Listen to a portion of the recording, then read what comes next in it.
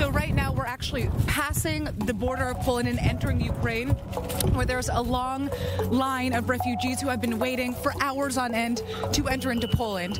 These aid workers from various international and Israeli organizations are now entering to provide snacks to those people who are waiting online and whatever aid they may need. It's only 9 in the morning, but this is the third time today that these volunteers have crossed into Ukraine. War has been raging in the country for over a month now, following Russia's invasion. And as the days go on, more than 3.7 million people have fled the country. What do you have to give them? We have candy and some blankets. It's very cold there, and maybe they are hungry, so we'll give them what we have. How long have you been here? Yeah, but here is 24 hours, 24 hours. Yeah. Don't stop, never.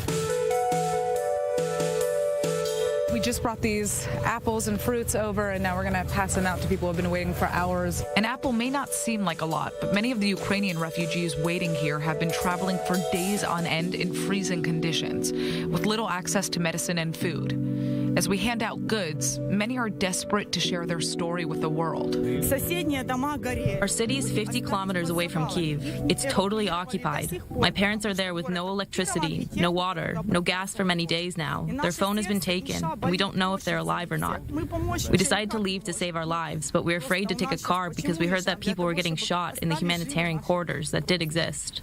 Every day, planes passed above our home. There were booms, and houses were ablaze. People were buried under the rubble. Our hearts and soul are in pain. We're leaving because we want our kids to live. My heart at my home.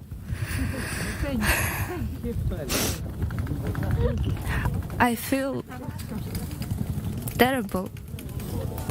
Many of the men here are just dropping off their families. That's because if they're between the ages of 18 to 60, they're obligated to stay in Ukraine and fight, whether or not they have experience.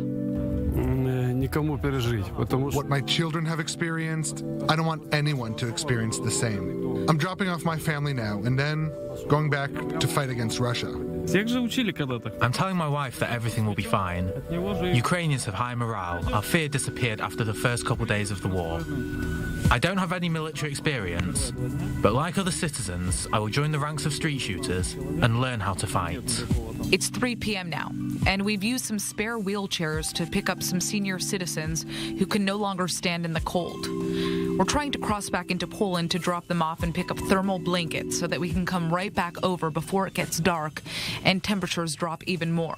They're allowing us to skip the line here of refugees who are waiting to enter Poland from Ukraine simply because we're traveling with the elderly and we're helping bring them in. So you can only imagine if we have to wait here at least an hour to pass ahead of everybody, what it's like for the rest of the people who have been waiting here for hours, who are mainly women and children. We've made it through, and we're turning right back around. But this time, it's not just aid workers passing through into Ukraine. 2 social aid workers right next to a former U.S. Marine who is actually going into Ukraine with the intention of fighting alongside the Ukrainian army.